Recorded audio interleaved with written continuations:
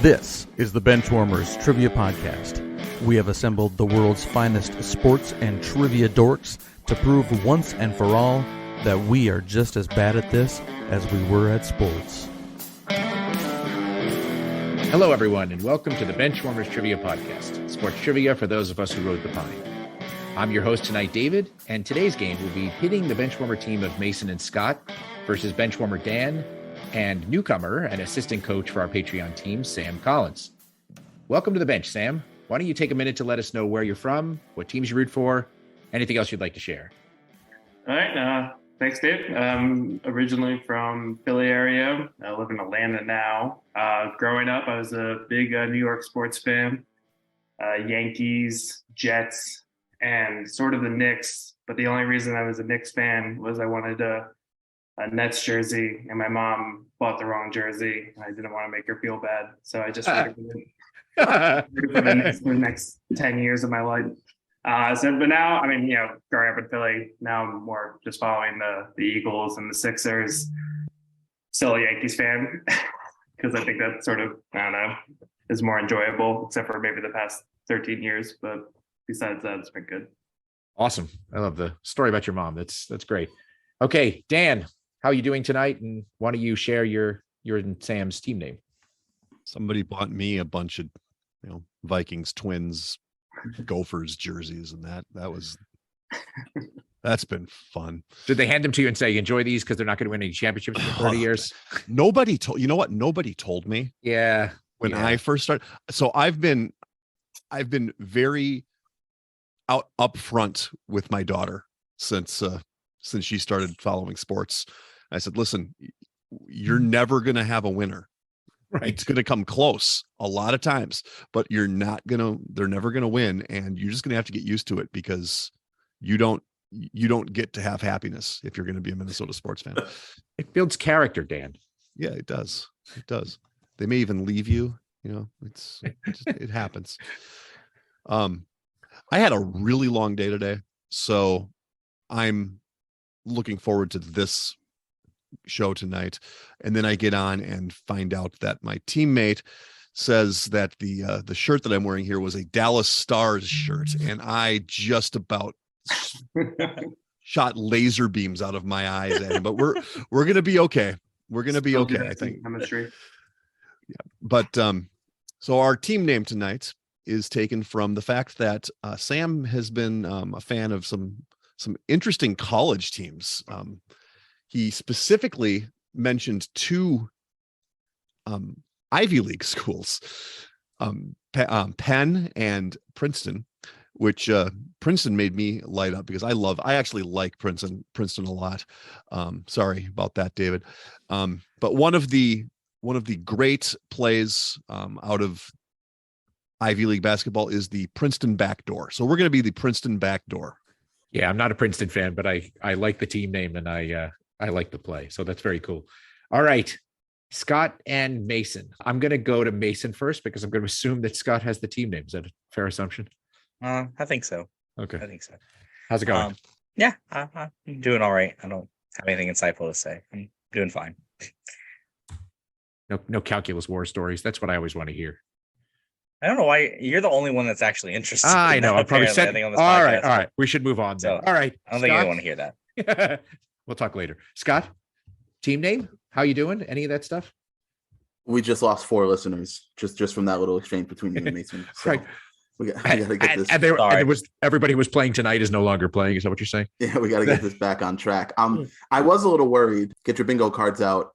This is obviously an audio medium, but I was a little worried because Mason's background there for a minute was like pitch black, and there it is. And it just does that for some reason. It just really concerns me because I thought maybe he had gotten abducted again, but the light seems to go in and out. I don't know if that's his captor, showing him what's to come, if he is taunting him with an escape. I'm not really sure. I feel like I'm watching a Paranormal Activity movie though. Like the lights come on, I'm just waiting for some ghostly figure to be right behind his shoulder. So I'm a little freaked out, but we're gonna go through this. I feel like we just did this, Mason and I, with the team name. So I mentioned this the last time we teamed up and we're losing very badly in the first half, but that's just because we're tanking for Eid. because I was told that we're going to initiate the first ever Benchwarmers draft in 2023. So Mason and I are going hard for that first overall pick so that we can add Eid to this team. So trust the process. We got this. We're tanking for Eid. How does that work? You know what? You draft him, and then what happens? We get He his only brain. plays with us from now on. Wow. 3 of you? Yeah. Yeah, Listen, all 3 of us. that's what Mason and I need need. it. Okay. We need it. Dan, we got this. We got this. We'll grab Marcus just to up the cool factor. We'll be on this. You got All Dan. right. You're already cool. Exactly. All right. So we got the Princeton backdoor against tanking for Eid. We'll see how the strategy works and the team name for these guys. And let's do some trivia. Let's kick it over first to Dan for the rules.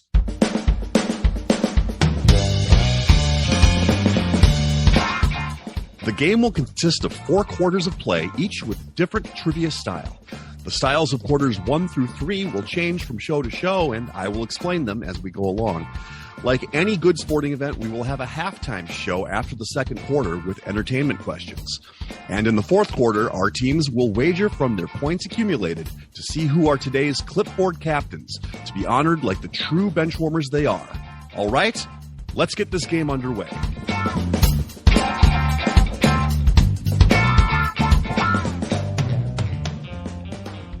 All right. Today's first quarter is going to be flop, turn, and river.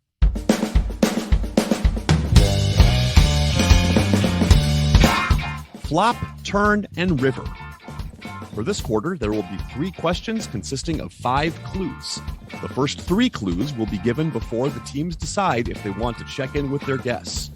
The last 2 clues will be given one at a time, with teams deciding if they want to check in with their guests after each subsequent clue.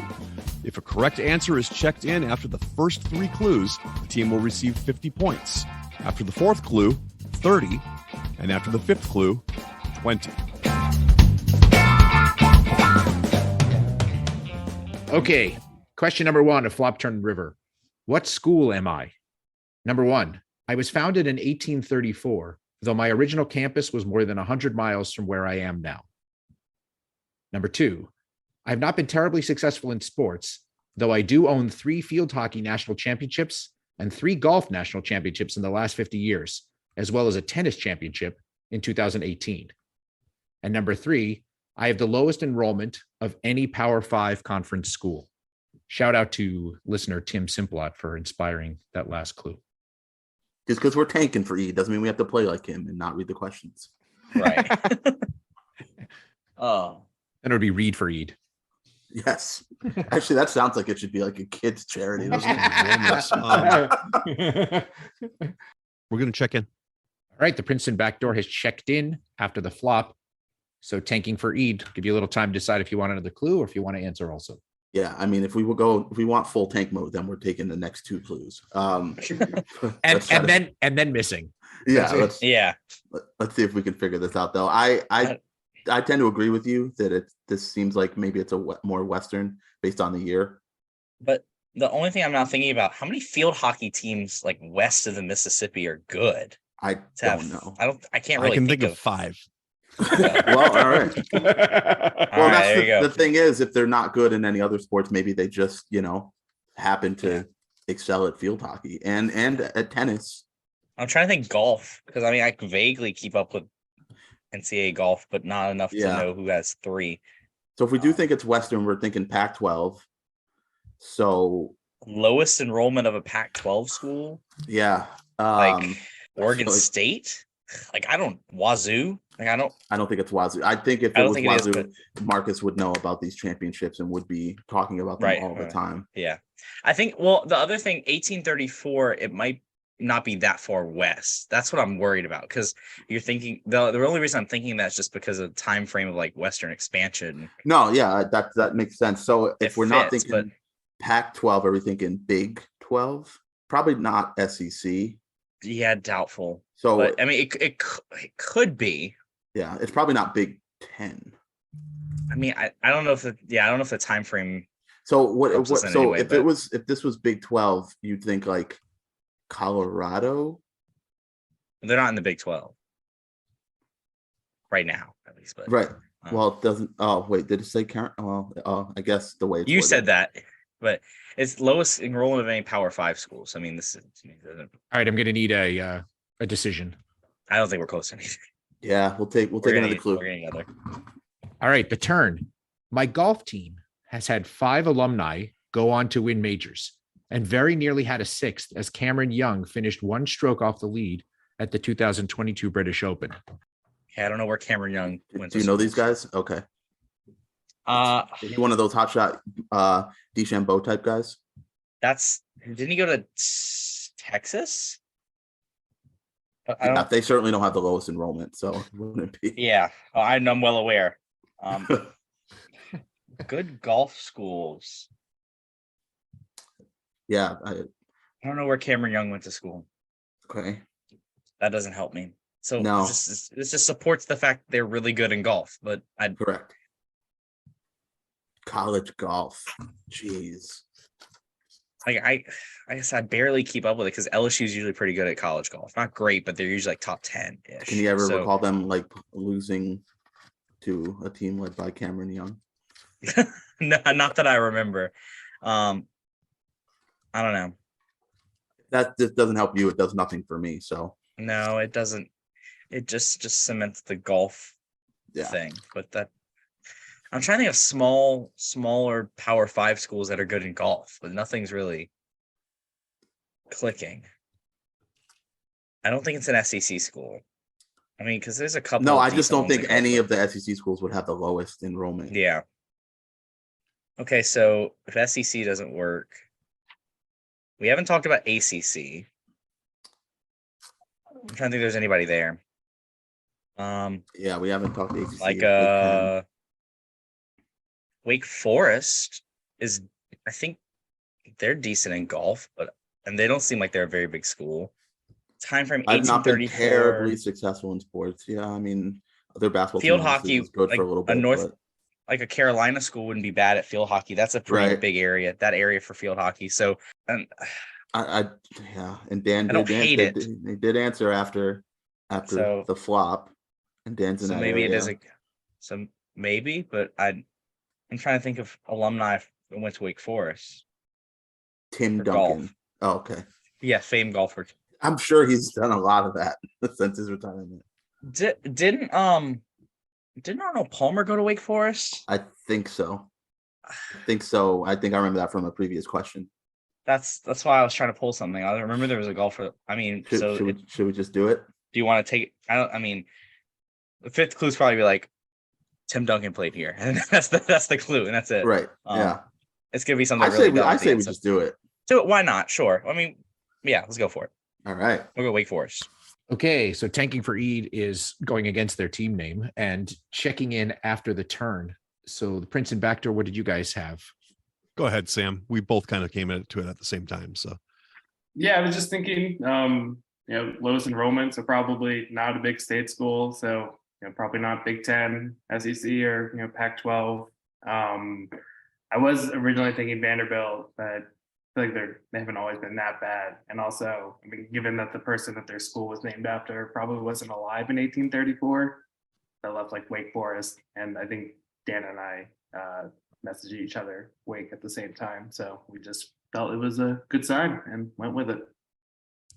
All right. Well, my river clue was going to be my original team name was the Baptists, but after a football game against Duke, one newspaper report wrote that the team, quote, fought like demons, inspiring what has been their name to date. So it is, in fact, Wake Forest. And some of the golfers who went to Wake Forest, yes, Arnold Palmer did go to Wake Forest, Curtis Strange, Jay Haas, Lenny Watkins, Webb Simpson. The enrollment at Wake Forest is about 7,500. So it pretty much had to be a private school. And the Power Five, there are only so many Power Five private schools. It's like Stanford, Vanderbilt, as you mentioned, Northwestern. So there's kind of small selection anyway. But yes, it is Wake Forest. And Wake Forest actually was originally located, this is, I guess, a little bit of a know your host, but there's a town north of Raleigh, North Carolina, called Wake Forest, North Carolina, which was the original home. That's why it was called Wake Forest. And I don't know why, maybe because there was a flood of schools in because of NC State, UNC, and Duke, and they bailed and went to Winston-Salem, which is about 100 miles away. So that's how I always wondered why Wake County was where Wake Forest was. Wake Forest was. Yep, So yep, that exactly. makes sense. Right. Well done. So both teams got it. Princeton backdoor 50 points and tanking for Ede got 30 points. Question number 2. Who am I? Number 1, I'm a member of both the college football and pro football halls of fame. Got it. Sorry. Number 2, I was 3-16 as a starter for my first NFL team. And number 3, after Cam Newton, I am second all time for rushing touchdowns by a quarterback. We're gonna check in. All right. Tanking for Ede is rolling the dice and checking in. Princeton backdoor. It's your time to talk it out. Give you about 30 seconds to decide what you're going to do. Okay. I think we should go with this. Okay. But what we had come to is that like Cunningham, Vic McNair, none of those guys seem to fit the bill for the rest of the question. And I remember that Steve Young came from the USFL and landed in Tampa when Tampa was just a dumpster fire. And I didn't realize that. Yeah. Okay. So it was, I'm pretty sure it's got to be Steve Young then. Okay. All right. So we're going to check in with Steve Young. All right. So after the first set of clues for the flop, the Princeton backdoors checked in with Steve Young and tanking for Ede. What'd you guys have? Yeah, we were just kind of looking at the clues, and I think I remember also vaguely like when Cam Newton broke the record, hearing the name. Then I quickly latched onto his time with the Bucks. We also checked in with Steve Young. All right. Well, my turn clue was I was the first pick of the NFL supplemental draft by the Tampa Bay Buccaneers after playing for the USFL's LA Express. And my river is, or was going to be, I am the great-great-great-grandson of the person who lent my alma mater their name. So the correct answer is Steve Young. And Cam Newton did break his record, but smashed his record. Steve Young had 43 rushing touchdowns. Cam Newton had 75. So it's not really close at this point, but Steve Young is still hanging tough at number 2. So 50 points to both teams. Well done. Probably not for long. Could be. That's true.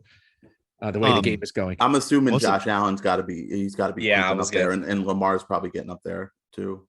It's about longevity, though. So yeah. We'll see. Wasn't Jack Kemp the guy that had it for a long time before Steve Young? Jack Kemp is number 3. That's right. That's right. Really? Yeah. Before he was on the presidential ticket in '96. Okay. All right. Our last flop, turn and river. Who am I? The flop. Number 1, I was born in the Bahamas. Number 2, I was a 2-time NBA champion. Number 3, I was the first number 1 overall NBA pick that was not born in the U.S. All right, let's check in then. All right. The Princeton backdoor has checked in. Tanking for Ede. I'll give you a little while to talk about it and decide what you're going to do. Like late 70s, big man, generic last name. Yeah. And it's not Joe Barry Carroll. No. Okay. It's like John David Booty. Yes. Okay, so if you're thinking late 70s, kind of gives us a timeline, 2 championships, either probably in the late 70s or in the 80s. So a Celtic, probably. A Laker, like maybe just stop there and didn't stay all the way through. We've got the Sixers had their championship, and then the two Pistons at the end. Something about the Lakers is sticking out, but I don't know if it was a number 1 pick for the Lakers or he got traded or something. But so who's on those teams? Jamal Wilkes. And everyone else we pretty much know from all those teams.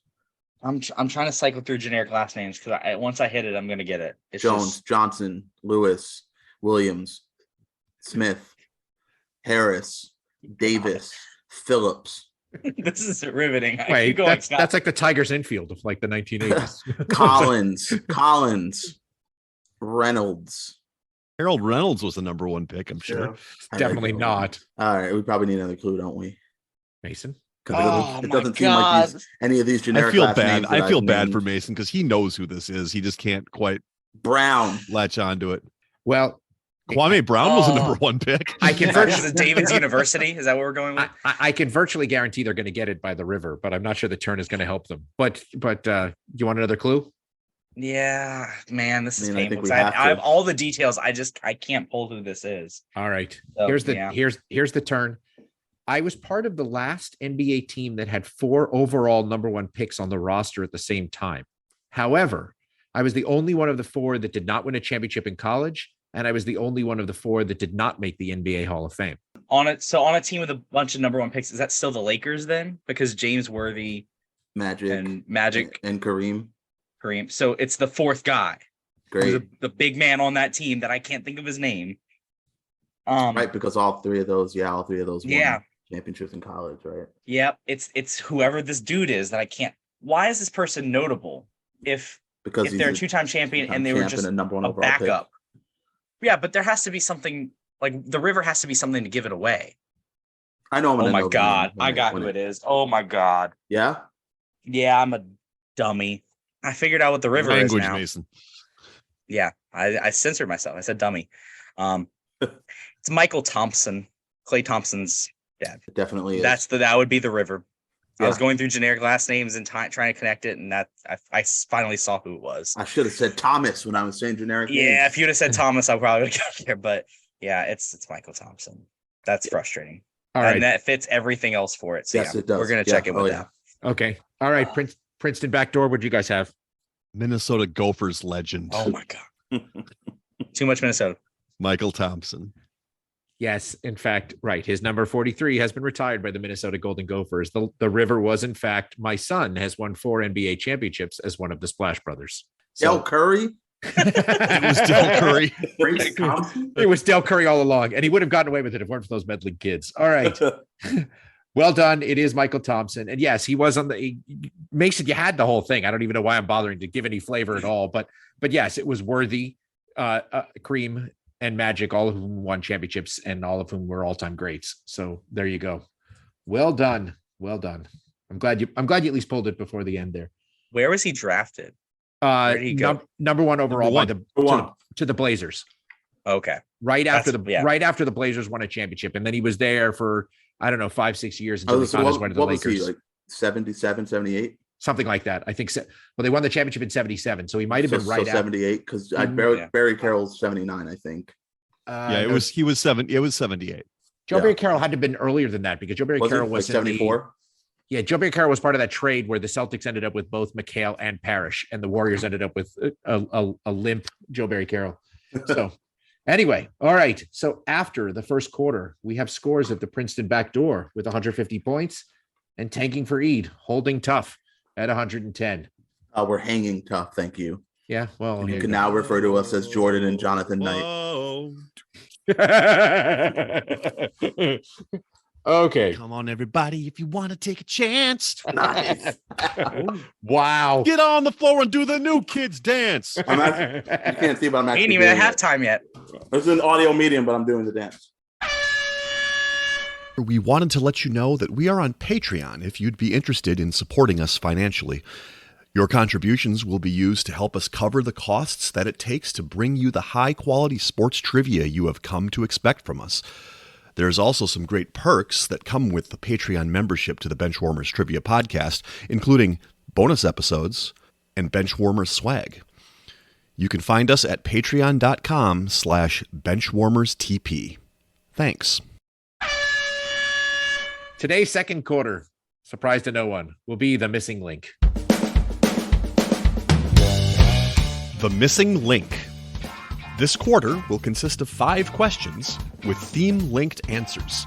The teams will attempt to answer the questions and guess the theme.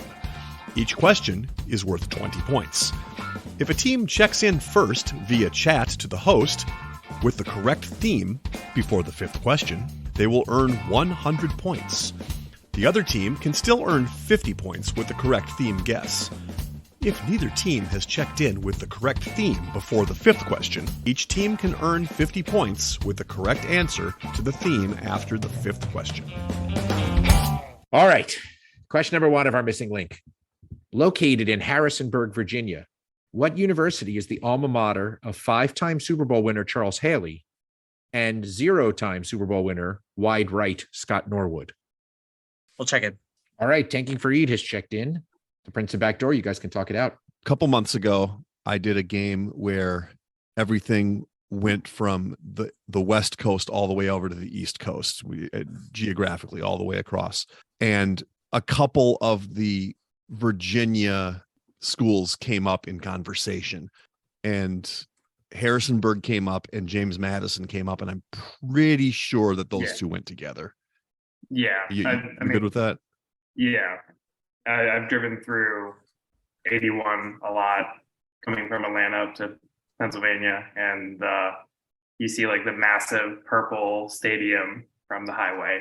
Okay. I can't think there's another school. Also, I feel like an FCS school produces a lot of kickers. Yeah, that's true. All right, so yeah, we're gonna check in with James Madison. All right. And tanking for Eid, what you guys have? The only thing I had for more obscure schools in Virginia, I had no idea where either one of them went to, but I think James Madison just made the jump up to FBS recently, so maybe it makes sense for that. But yeah, we check in with James Madison. Both teams are receiving points. Dan, I very clearly remember that game because that you were referring to because I played it, but I think you asked what was in Fairfax, Virginia, which is George Mason. Right. You also asked what's in Charlottesville, which of course is UVA. But yes, the correct answer is James Madison. And I had totally blanked on the fact that Charles Haley went there until I was researching stuff. For some reason, I remembered about Scott Norwood. I guess being a kicker, it makes sense. Okay. Question number 2 of our missing link. With 124 wins, he has the most career wins of any Asian-born pitcher, passing Hideo Nomo in 2010. 106 of those wins were either for the Dodgers or Rangers. We can check in. All right. Sorry, we'll check in. Okay. Princeton Backdoor has checked in, tanking for Eid. What you got? So the teams lead me to Chan Ho Park. I just don't know if he made it to 2010. Yeah, I don't know either. I guess he certainly could have hung around, but Dodgers and Rangers is definitely. Yeah, it makes the most sense for what's there. Yeah, I mean, So. it can't be you, Darvish. Right, because the time frame clearly doesn't work. Yeah, so I just can't, and I don't know if Bruce Chen will ever be an answer again on this podcast. So, I don't think. Yeah, if we don't have anything else, I mean the time frame kind of where he was certainly a late 90s, early 2000s guy, but he could have held on. No one else is really coming to mind. I'm fine with that. I don't have anything better. So, all right, we're gonna check in with Chan Ho Park. All right, and Princeton Backdoor. Those two teams led me to Chan Ho Park right away, so we went with that. Both teams are receiving points. It is Chan Ho Park, and yes, to your point, Scott, I can see why you were nervous because Chan Ho Park did make it to 2010, but only barely. So by 2010, I think he was winning almost nothing, and I had even forgotten this. He had a brief stint with the Yankees and a brief stint with the Pirates, and then he called it a career. But he was really bouncing around towards the end of his career. So he had whatever it was I said, 106 of those wins were with the Dodgers and Rangers. Yeah. And then in like a 5-year span, he went Padres, Mets, Pirates, Phillies, Yankees. So anyway. Wow. Yeah, I do not remember him sticking around like that. Yeah. He was getting shellacked a lot. Okay. So our themed linked answers thus far are James Madison and Chan Ho Park. Question number 3. Although Kentucky has produced the number 1 pick overall in the NBA draft 3 times in the last 15 years, he's the only one of the 3 that is a guard. Yeah, we'll check that in. Yep. Yeah. All right. Very quickly, Princeton Backdoor has checked in. Hold on. That leaves tanking for Eid to talk it out. I mean, yeah, it's a visual medium, Scott. He has a dance move, but wasn't he 2010? Very sure. 2010? Yeah. 2010 So yeah, it works. John Wall. Yep. It's got to be. Yeah. I mean, because it's not Towns or Davis. They're not guards. So not that I'm aware of. Yeah. So yeah, John Wall. All right, Princeton Backdoor. What did you have? Yeah, I mean, same thing that Scott Mason said. It's not Karl Anthony Towns and it's not Anthony Davis, so it's probably John Wall. That is correct. Both teams are receiving points, and our themed linked answers thus far are James Madison, Chan Ho Park, and John Wall. Question number 4. The position in the draft where LaDainian Tomlinson, Trey Young, Charles Barkley, and Buster Posey all were selected. All right, we'll check in. Okay, tanking for Eid has checked in. Princeton Backdoor, you can talk about it. All right. I think he was. Yeah. Yeah. That's got to be it. Yeah, I just remember. I mean, that's got to be it based on our first, and then LT went, or not your LT, but my LT went 5th. Yeah, I think for our theme guest, that has to be it too. or else it would have been a much lower draft class or draft number than I thought than the other one would be. So, yeah. Or they already checked in, so we can. So we can say what we have. Fifth. Right? Fifth. Yeah. Fifth. Yeah. You're checking in with fifth. Okay. And Scott and Mason. Sorry, tanking for Eid. What did you guys have? Yeah, I had it right away. Trae Young's the one that tipped it off for me out of all of those. And mine was LT because the Vic trade, the trade up to get Vic. Yeah, so we checked him in fifth as well. And both teams are receiving points. Also famous fifth overall picks: Dwayne Wade, Jamar Chase, Vince Carter. There are actually a good number of them. So, wait, I'm sorry, just real quick. Sam mentioned not Dan's LT, but his LT.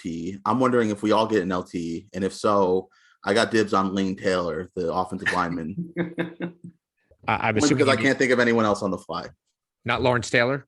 Well, no, I assume that's one of the aforementioned LTs. Although Sam said he was a Jets fan, so no. Lettuce tomato, maybe. Right. That's that right. and other reasons is why he's not my LT. You know who else was a number 5 pick? Ricky Rubio. Yeah, he was. Who was I'm six? surprised you brought it up, Dan. You know who might be a number 1 overall pick is like, I don't know, maybe Bomback when we do the Benchwarmers. I was going to say the exact same thing, that it was going to be Bomback. Because if Eid's number 1, you got to figure Bomback's going to be somewhere in the 5 to 7 range. So I would agree. Okay, our themed linked answers thus far are James Madison, Chan Ho Park, John Wall, and fifth. Question number 5. Dan Fouts was the first NFL quarterback to throw for 4,000 yards in a season. But what's the nickname of the quarterback who was the first to do it in the AFL 12 years before Fouts? We're checked in. All right. Tanking for Eid very quickly is check the Princeton back door. What did you guys have? Or sorry, time to talk it out. Sorry. I think it's got to be Joe Namath. I think it's going to be Broadway Joe. Oh, it's the nickname. Okay. Yeah. Yeah, okay. he's looking for the nickname. All right. I missed that part. Sorry. Yeah, that sounds good. We'll check in with Joe Namath. Or we'll check in with Broadway Joe. Oh, I don't know. They already said it. That was off. I think because it was before I talked, I'm going to give it to them. Okay. Tanking for Eid. What did you guys check in with? Yeah, I mean, there was really only one that made sense. Was trying to figure out when this would come up and how. So yeah, we also checked in with Broadway Joe. That's correct. You didn't even need my additional hint. Was if you need help, you can ask Marcus. But yes, it is Broadway Joe Namath. And our themed linked answers are James Madison, Chan Ho Park, John Wall, fifth, and Broadway Joe Namath. So one team got the theme, that is, after the second question, even before they checked in for the second question, and one team after the third. So Dan and Sam, I don't know which one of you came up with this, but since you guys checked in before the second question was even answered, I'll let you reveal your answer. Just Madison and Park together, just screamed Manhattan to me. So, and then when Wall came out next and fifth came out after that, we're like, well, I think we're on the right track here. Yeah. So it's Manhattan street names. We figured it either had to be 5th Street or it had to be 42nd. 42nd. I was trying to figure out a way to do 42nd actually, but it would have been a lot harder because I guess you could kind of do like a Jackie Robinson, but with the second, that would be the question. A lot of ways I could do 42 with Mariano or of course Jackie Robinson, but 42nd would be a lot tougher. But yes, that is correct. So Madison Avenue, Wall Street, 5th Avenue. What am I missing? Broadway and Park Avenue. So well done. Yeah, streets in New York, streets in Manhattan, all good. So well done, and points to both teams. All right, our scores after the second quarter. We have the Princeton back door with 350 points, and tanking for Eid, holding a little bit less tough with 260 points. That will bring us to halftime.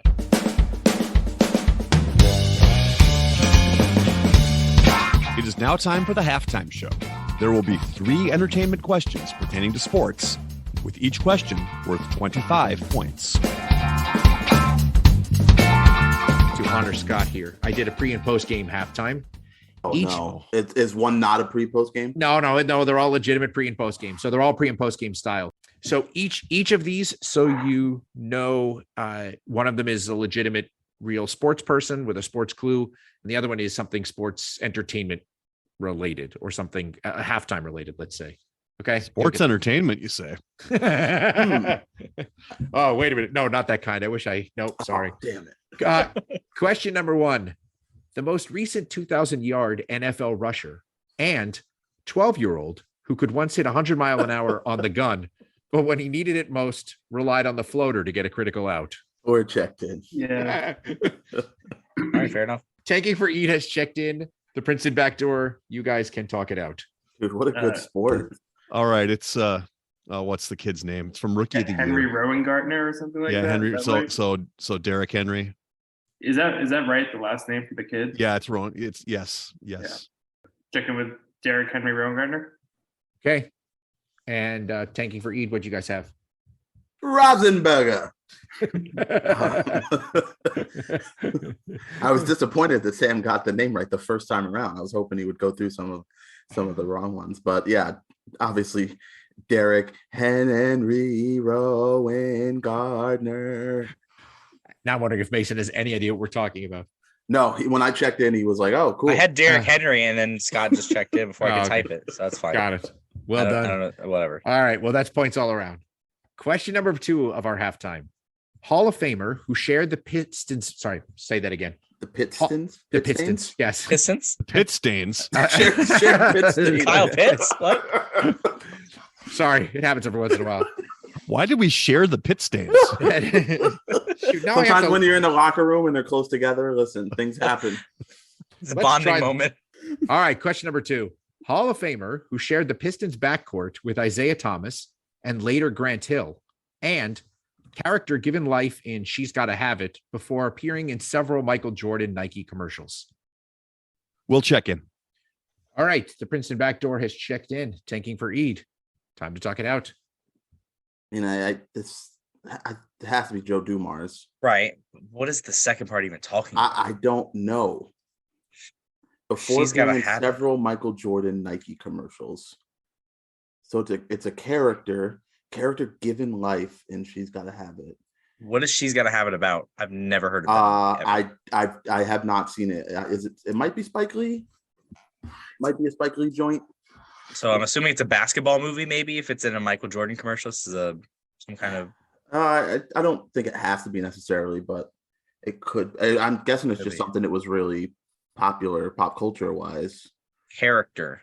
Michael Jordan, it's not one of the Looney Tunes. Right. That's what I was thinking, but that doesn't make sense for that movie. Mars. That's what Mars Bar. Hey, Mars. Joe Do Mars Bar. The famous arsonist in a Michael Jordan commercial. Joe Do Marsonist. I'm trying to think of anything connecting to it. That's the problem. I don't even have anything.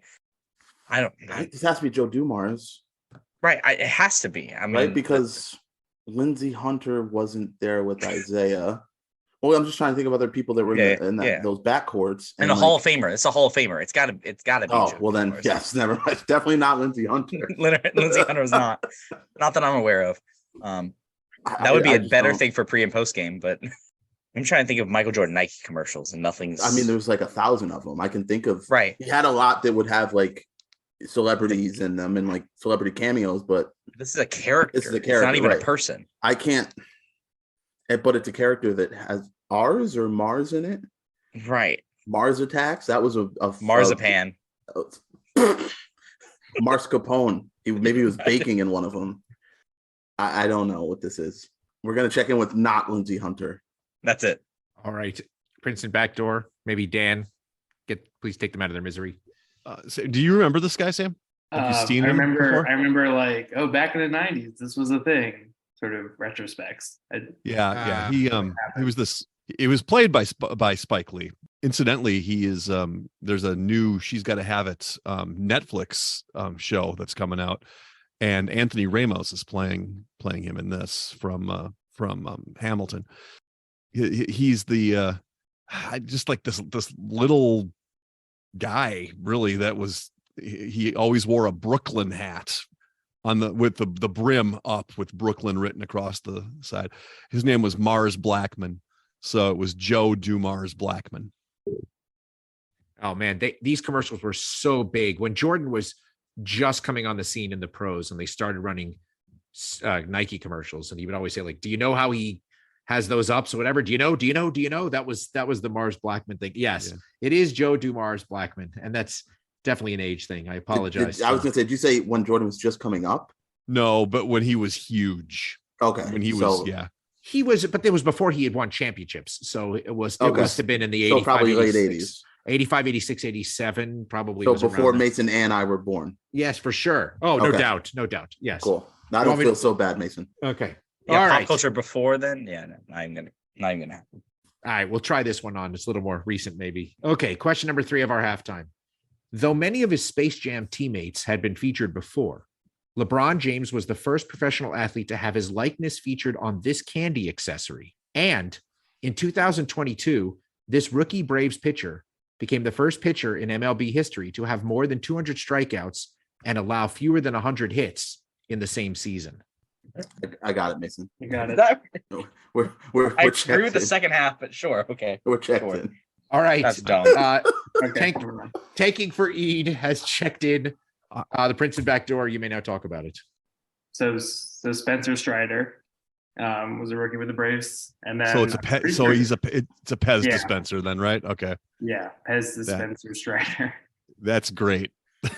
That's incredible. Is that your check-in? I applaud you, David. That was beautiful. Thank you. All Yeah, right. Yeah, we'll check that in. And tanking for Eid?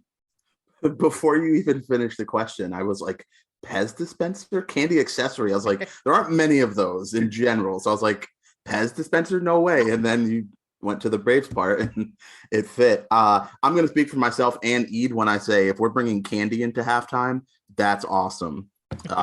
We're checked in with Pez dispenser Strider.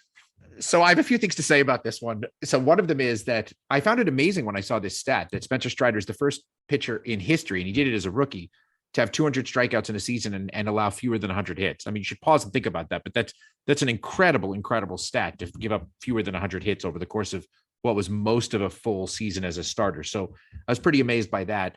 But the LeBron James thing, I did a ton of research trying to find, I figured at some point that they must have put famous athletes on Pez dispensers. I can't find any of them. So my only clue was I knew they did it with LeBron. They did it when they were promoting Space Jam because, of course, every single Looney Tunes character has been on a Pez dispenser. Yeah. So they put LeBron on one when they made Space Jam. And I thought, okay, that is so cool. So there you go. So a Pez dispenser Strider, both teams receiving points. Well done. So after halftime, we have scores of the Princeton backdoor with 425 points and tanking for Eid with 310 points. Still mathematically possible. Now on to the second half. We'd like to take a minute to invite you to follow us on Facebook, Instagram, and Twitter at Benchwarmers TP. We also have a Facebook group for fans of the pod called The Bench.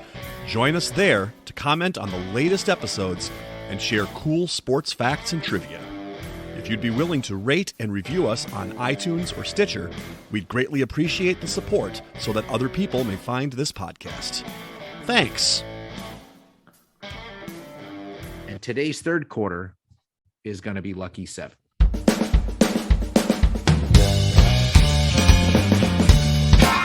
Lucky 7. For this quarter, there will be 3 lists containing 7 items. The team that is trailing coming into the quarter will choose the first list and attempt to identify the items on this list one at a time. If the team has an incorrect guess, the other team can attempt to finish that list out. The team leading at the beginning of the quarter will select the second list, and whichever team is trailing after the first 2 lists will get the third list. Each item is worth 10 points. Oh, Lucky 7. So here we go. Question number 1, one of the easy ones. This one is courtesy of Tim Simplot. Since college football playoff rankings started in 2014, there have only been 7 teams that have ever been ranked number 1. Question number 2, the 7 states or provinces that are home to exactly 4 Big 4 teams. And question number 3, the only 7 players who have hit home runs in at least 40 different major league ballparks. Now, I'll give you a hint.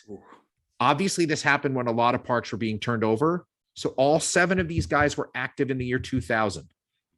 And I'm going to be even more generous and tell you, because unless it's not obvious enough, all 7 of these guys have played for both an AL team and an NL team? I have to say, David, this is one of the few lucky sevens where I actually love all three of the questions. I'm actually upset that we can't do all of them, to be honest with you. You get to do two of them. No, I know. So we are going to take the college football playoff ranking. Are you ready? So you're going to go with, since college football playoff ranking started in 2014, only 7 teams have been ranked number 1 in whatever order you want. Bring them to me. Yes. Okay. I'm going to do it in a different order than I wrote them because I have to pick this one first. LSU. Fair enough. But yes, that's correct. Okay. Alabama. Yes. Clemson. Yes. The current number 1, Georgia. Correct. Ohio State. That is correct. Mississippi State. That is correct. All right. Well, now I get to pick which one I want out of this. Oregon. That is not correct. So that leaves a 7th answer on the board for Dan and Sam. Do you guys want to throw out an answer? I think it's FSU. Matter of fact, I think Mississippi State took it from them. I think that's what it was, and then that gang of 5 took over after that for the rest of the decade. So I think you're right. Yeah. Florida State. The first couple of playoffs. Yeah. So that is not correct. The 7th one did not enter the list until this year, and the answer is Tennessee. Oh, wow. No I kidding. remember when they lost the game. Duh. Okay. Wow. So that was 6 for tanking for Eid and no follow-up points. Okay. The Princeton backdoor, which question would you like? We'll take the Big 4 teams. Okay. So I'm looking for the 7 states or provinces that are home to exactly 4 Big 4 teams. Okay. Start with Minnesota. That is correct. Massachusetts. Correct. Arizona. Correct. Colorado. Correct. Michigan. Yes. Missouri. Yes. Ontario. That is correct. Wow. All 7 are correct. Yes, Ontario was the one that I thought may trip somebody up. But yeah, so it would be the Blue Jays, the Raptors, the Maple Leafs, and the Ottawa Senators. So well done. Okay, that leaves the last question for tanking for Eid. So again, it's the only 7 players who hit home runs in at least 40 different major league ballparks. And the hints were that all of them were active in 2000 and all of them played for both an AL and NL team. All right, so you're checking in? Yep. Yeah. All right. So tanking for Eid has checked in. Let's hear your lists. Well, like Mason had to do LSU first. I have to, of course, go with Gary Sheffield. And Gary Sheffield is on the list. Well done. Yeah, damn right he is. He's also number 1 on this list. Maybe in your heart. But anyway, go on.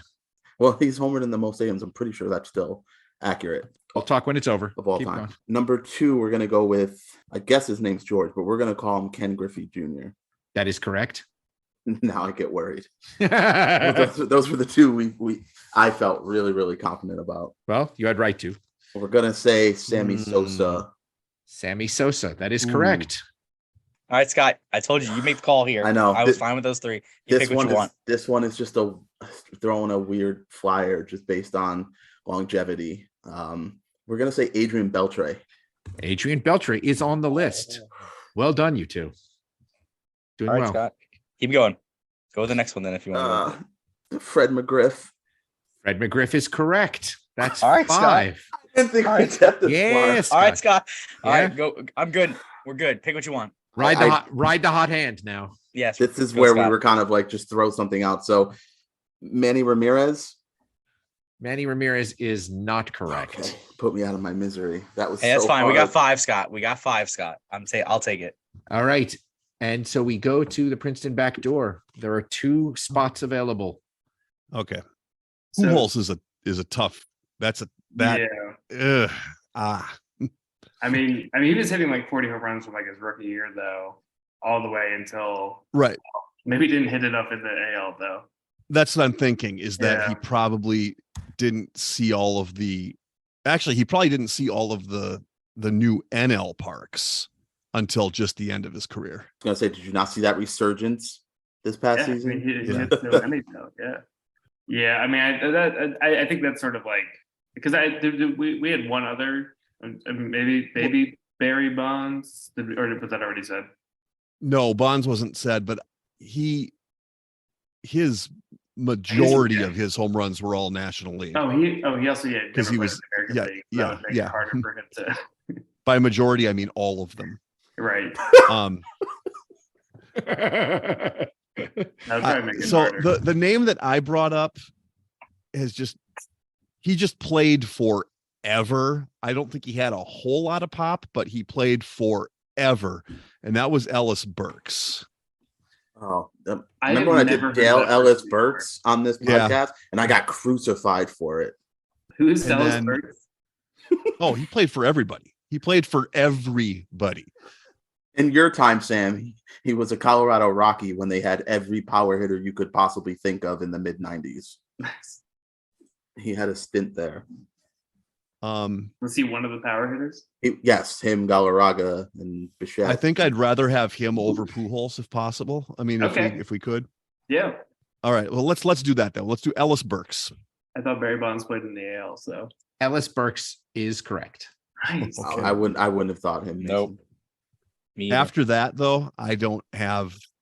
I can't think of anybody who played for both leagues besides Pujols. I think it might be our best guess. I still think that he probably missed a lot of the National League new parks. Yeah, and I mean, I got your point about Jim Thome. I mean, he had like one good year with the Phillies, and maybe and because after that he played for like the American League Central. Yeah, he went. Yeah, all of it, yeah. I think he probably played for all-star. He played for at least 3 teams in the AL Central. Right. Correct. Frank Thomas, I think did he play in the NL even? I don't think he did. If he did, it was very sparingly. Yeah. Okay. Yeah. I say we go with Pujols then. That's just good. We'll go Albert Pujols. Albert Pujols is actually incorrect. He didn't play in the year 2000. He wasn't. That's active. Right. His rookie year is 01. His rookie year is 01. That is absolutely correct. I'm sorry, Dan. We had him initially, and then I was like, no, he wasn't a September call up. He came up right in the beginning of 01. So in fact, the reason I put in the hint about the that somebody played for both the AL and played for at least one AL and at least one NL team was that I was afraid somebody would guess Barry Bonds and that would be wrong. The reason I put in that people all were active in 2000 is because I was afraid that somebody would guess Albert Pujols. This all being said, in all of the discussion, I don't think I heard the name of number 7 come up. Okay. What if he was on our list? And that is Mike Piazza. I saw Scott. Yep. Really? So he was on our short list, and I was like, that time with the A's. Just for the full recap, and it's amazing how many of these guys were in the late 80s through mid-aughts. Footnote: Josh Bomback for the mid-aughts. Okay, so number 1 is Sammy Sosa with 45. Number 2 is Ken Griffey Jr., 44. McGriff is next at 43. Burks at 41, and then Piazza, Sheffield, and Beltre are all at 40. So, anyway. Did Piazza hit like a home run in every park he played in Oakland? He only played there 1 year. I know. Well, so he could have cleaned up a lot of parks then, and yes, maybe he did. And don't forget, like part of the reason why this was happening is there was a lot of park turnover, but second is we're already in interleague play at this point, so it would have been impossible for anybody to do this in the 70s or whatever. Yeah. But anyway, so that's why it was exactly the sweet spot for guys hitting this many home runs in different parks. Yeah, and just to clarify what I said about Sheffield being number 1, I didn't mean on this list. I meant he has he's hit homers in the most ballparks of all time. Like that's what this list is. That's what this list is. I'm pretty sure he's homered in like, I thought it was more than 50 for him. I thought it was like 51 or 52. Can't possibly be. Nobody is homered in that many ballparks. I mean, unless you count AAA and Japan and. Well, then it's someone. It's like Shane Spencer. Yeah, right. Exactly. Nice. Remember Shane Spencer, Japanese legend. Shane Pez dispenser. Okay, so at the end of the third quarter, we have scores of tanking for E made up a little bit of ground with 420, and the Princeton backdoor is now at 505. So that will bring us to the fourth quarter.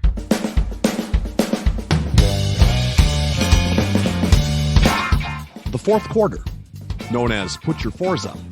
This quarter consists of 4 categorized questions that teams will wager up to 100 points each, not to exceed their current point total.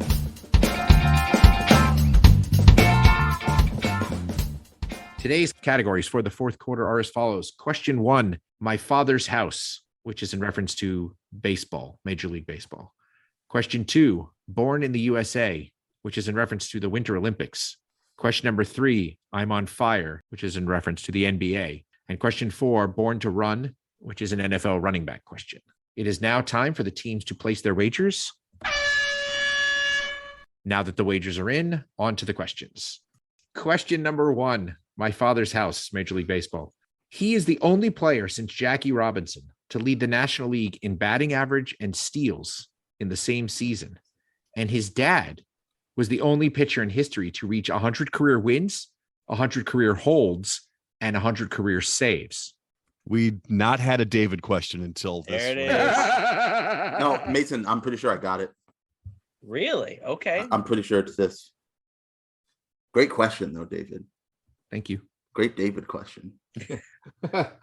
And terrific Lucky 7 questions, man. Okay, David, we're checked in. All right. Tanking for Eid. No longer for tanking Eid. Tanking for Eid is checked in. Princeton Backdoor. You guys have about 30 seconds to talk this. All right. And we're still- Who's won the batting title the last couple of years? Can you? Oh, that doesn't matter anymore, so I don't pay attention to that. It only matters if Aaron Judge had won it this season. Yeah, Luis Reyes, Charlie Blackmon. That Mars Blackman's son. Great. Yeah, I think we can. No. That's great. That's the answer right there. Oh, Mars oh, and oh, oh, Charlie oh, Blackmon. oh. Okay. Come on. No, we already got There's it. no way that gave him You got anything. it. That's the No. more than 30 seconds, No, David. No, it's This game's D. under Gordon. protest. It's what?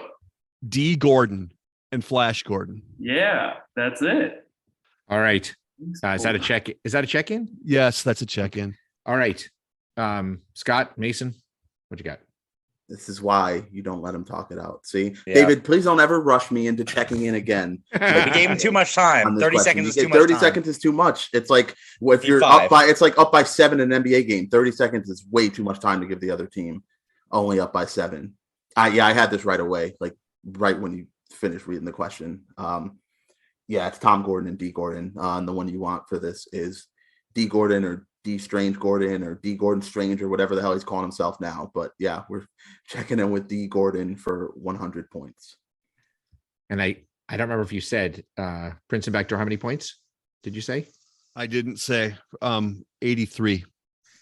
And both teams are receiving their points. Yeah, I saw this one. I ran into this one. I thought it was really pretty interesting. Because D Gordon is the only guy in the National League to do it. He, of course, played second base at the time, as did Jackie Robinson. And it was amazing to me that nobody had led the league led the National League in batting average and steals in the same season. So I thought that was pretty impressive. But Tom Gordon was an impressive guy too, because he went back and forth between being a starter and a closer, and then spent some time as a great setup man. And then he was a great setup man. And so it's hard to rack up 100 wins and 100 saves. But if you throw in 100 holds, which they haven't even been tracking for that long, probably started around when Tom Gordon did. So yeah, it is in fact Tom Gordon and D Gordon. Nice job. Dan pulled one out of his hat just in time.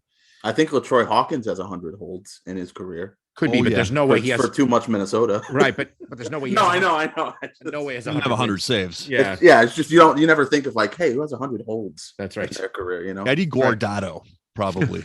I would say he has 100 holds and 100 saves. Yeah, Could probably be, but not 100 wins, but not 100 wins. No. Right. All right. There can't be more than 20 people who have 100 wins and 100 saves. So no, not more than 20.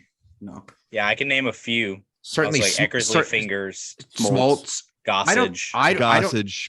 I don't Bob think Stanley probably did. Bob Stanley might. Eckersley, Bob Stanley almost certainly, but Eckersley. I don't think Raleigh Fingers made 100 wins. I'd be surprised. Really? And I don't think I'd be surprised. I don't think Ryan Dempster made 100 saves, but he's probably close. He did do both for a little bit there. He was one of the more recent guys who's made the switch. Yeah.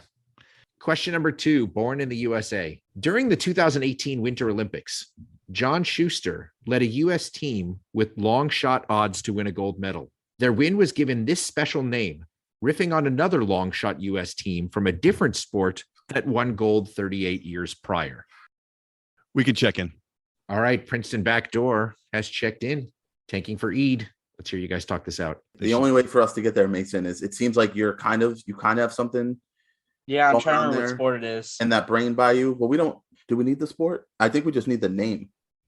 But Does it's a he pun have on Winter it. Olympic stuff in his brain bayou? There's You no know, it way. doesn't seem like something you'd get in a bayou, but hey, who am I to? Something is ringing a bell for, because I was in college when this happened. I remember watching it a little bit. Jeez, you're so young. I know. Was this when, I don't know, was it against Canada? Was it the curling team that pulled off an upset or something? But Okay, that would make sense because if it's riffing off Miracle on Ice, it would be something on so ice. it's a pun on that? Well, it it says says a special riffing. name. It says riffing on. So So to me, that means it- it's going to be maybe a pun or something that sounds, something similar to like the Right, Miracle on but- Ice. with curling. Go into your well- Chris Berman. Go into your Chris Berman. Yeah, right. If it wasn't curl, that's why I was sending you things that I felt like it could be. Like, is this Miracle on bikes? But then I'm like, there's no bikes in the the Winter Olympics. Winter Olympics. Oh, we have a new sport in the Winter Olympics, though. Right? Ice biking. Bicycle skating. Indeed. Ice biking. Put him in a velodrome with ice. Yeah. Yes. With a Right. fixed gear bike. I'm just thinking, that would be right? great. Is it something like that? Is it the Miracle with rice? But there's no cooking competitions either, like in the Winter Olympics. Is it Lyrical on Ice? And it's a rap battle at the Winter Olympics that takes place on a frozen hockey court. And Dan and Fook are there. They compete every Winter Olympics in the Lyrical on Ice competition. Even that I have this fact, I doesn't. Right. I don't know how else to get there. Like, Yeah. even if it is curling, you're probably right about that, but that doesn't.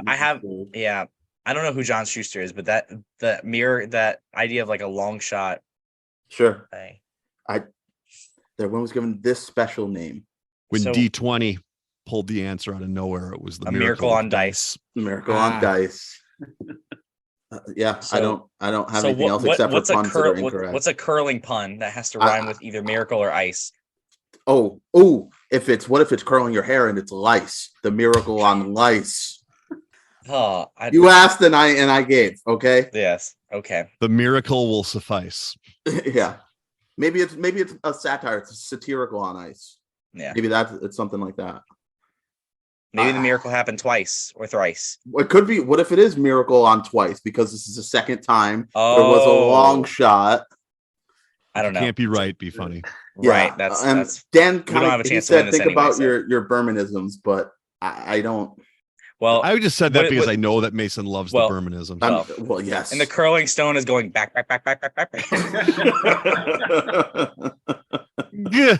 He could sweep all. Yes. Yeah. What do you want to go? Miracle on Twice? I don't know. I don't have this, but I'm having so I don't much have- fun. Yeah, this is a lot of fun just hearing you come up. I with told you at the random beginning stuff. of this game, I said we're gonna have fun. Yes, that's I always stayed- happening. True to my word.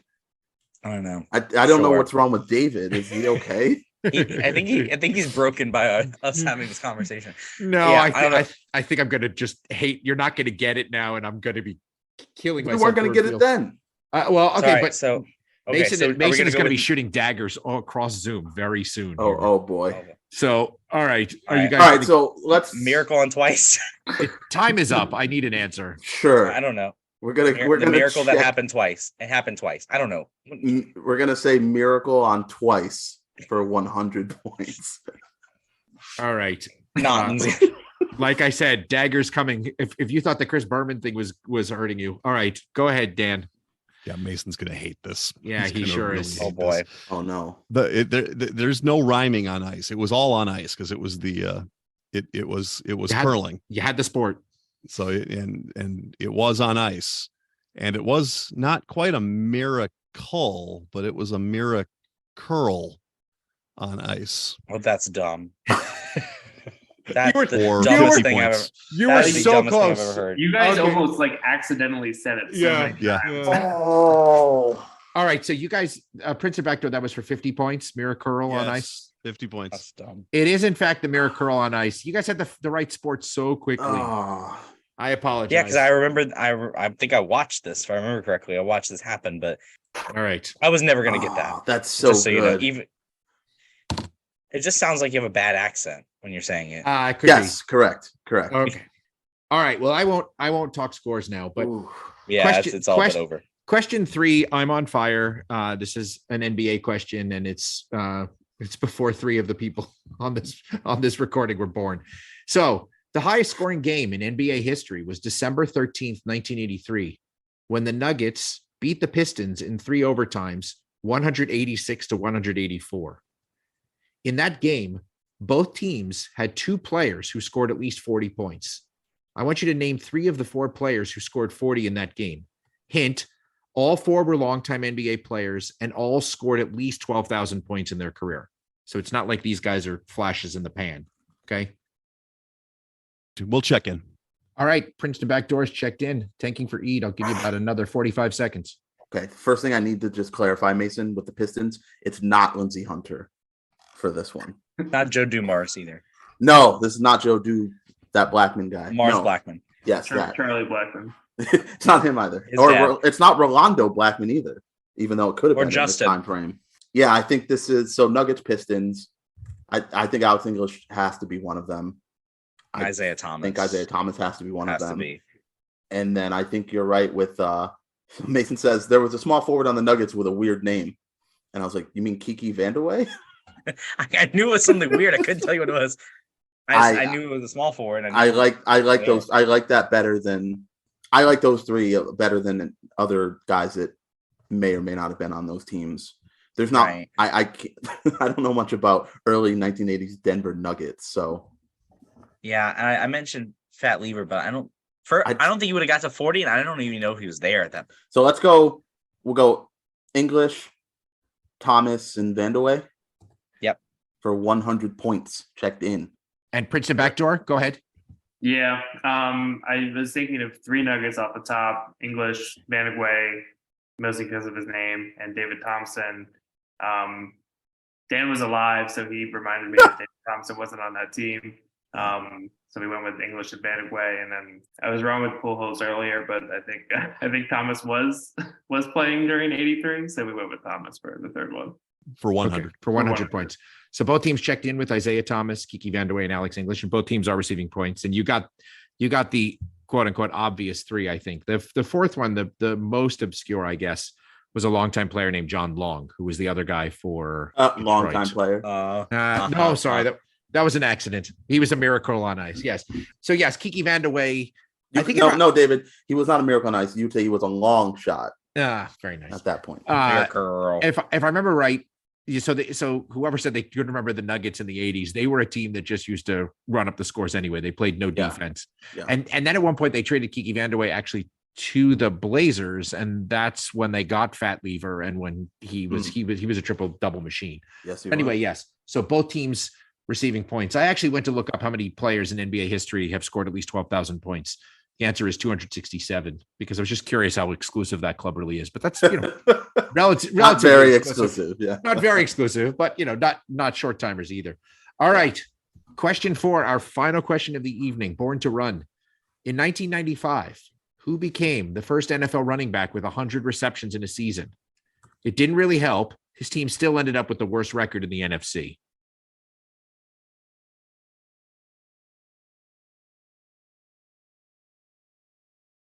We can check in.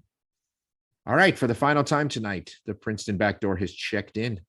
Scott Mason, we have about 30 seconds to talk this out. Yeah, but this is a David Dan 30 seconds, right? So it's really like a minute and a half. It's like 5 minutes at least. If you don't have anything to We- say except for we- rattling we- off teams, we don't. Okay. So, We really don't. I named teams and I couldn't think of any other running backs on those teams besides for Adrian Morrell, who may or may not have been on the Cardinals at that point.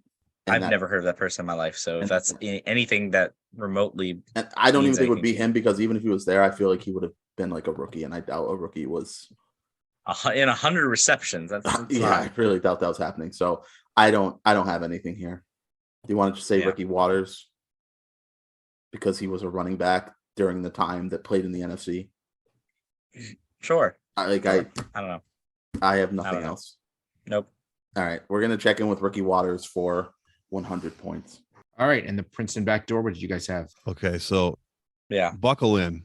I'll walk you through how we got there, how I got there on this. This is all right. So last night on our Patreon, and you'll all have heard this, all of you patrons will have heard this by the time that you hear this. Yes, thank you for your financial support. We talked about defensive players, like a top 7 defensive players in just whatever category we were. And the last one I did was our 7 defensive players that I wouldn't want to get hit by or run into in a back alley. Right. And Bill Romanowski was one of them because that dude was just he also should have been on Josh's FTG team that he didn't end up doing. Okay, so in researching him, I realized that the year that David asked about this time was the year that he kicked a guy in the head for the Arizona Cardinals, and the Arizona Cardinals had to be the team that finished worst in the NFC, and the guy was Larry Centers, and that made me remember, that dude caught a lot of passes. So Larry Centers is what we checked in with for 83 points. One team will be receiving their points. Way to go, Ricky Waters. No, the answer is Larry Centers. Yes, he was the first, and he was a fullback. I thought he was a fullback. I was just about to say, I thought he was a fullback. He was a fullback back when fullbacks were a thing. And Kyle Juszczyk called and he said, F you, David. Yeah, that's right. So Larry Centers, who was supposedly primarily blocking for Garrison Hurst, and the coach of that team was Buddy Ryan, the head coach. Yes, and Dave Craig, former Seattle Seahawk, of course, was the quarterback. And yes, the answer is Larry Centers. There have been 4 running backs that have had 100 receptions in a season. Larry Centers was the first. Anybody want to guess who the others are? McCaffrey. McCaffrey is one of them. Did Kamara do it? Falk? No. Falk never did it, but LT did. Yeah, I figured. Wait, who's LT? Who's LT? Right. Lawrence Taylor. Taylor. Like he had soft hands. LaDainian Tomlinson and Matt Forte. The other ones. Matt Forte, really? Yes. Okay, yeah. I can see that. So really 3 running backs have done it and 1 fullback. Well, sure. Yes. Okay. Our game has come to an end, and here are the final scores. Tanking for Eid, doing as their it's a self-fulfilling prophecy, finish with 420 points. And our clipboard captains of the game, who are receiving the coveted Bryce Perkins Award with 821 points, is the Princeton backdoor. Should that be the Princeton? Is the Princeton backdoor? I can't remember if that's singular. We're talking about the door. We're talking about the actual door. There you go. So with 821 points, the Bryce Perkins Award goes to Dan and Sam. Well done. Well done. Sam, we'll put you on the spot first. Anything you want to talk about before we call it a night? Just thank you, Dan, for carrying the team on your back, and thank you to Pete Carroll for inventing the Princeton offense. You mean Joe Barry? Hey, thank you. No, thank you, Sam, for coming on. Carroll, not... we needed someone to step up and fill in a spot that one of our benchwarmers couldn't make tonight. And you answered the call, and I was happy that you did, because this was a fun game, and you played really well. So, and Sam, I want to apologize because I said this off air, but to make it public, normally when people come on the first time, we get their wheelhouses and we try to ask a bunch of wheelhouse questions, but you had to ride with just no wheelhouses whatsoever. But we did pair you with Dan, so that was something. And I want to, Sam, I want to thank you for your support for the podcast, because we could not do this and keep it going without support from folks like you. So we love to have you on the show and give a little back in the form of trivia pain. So thank you for coming on. It was great. Scott or Mason, anything real quick before we call this a night?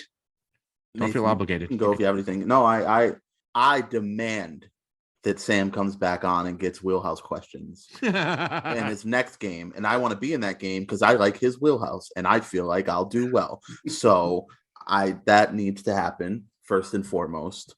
All right. That's Sam. This is what we call it, where Scott throws down the gauntlet and then ends up getting his.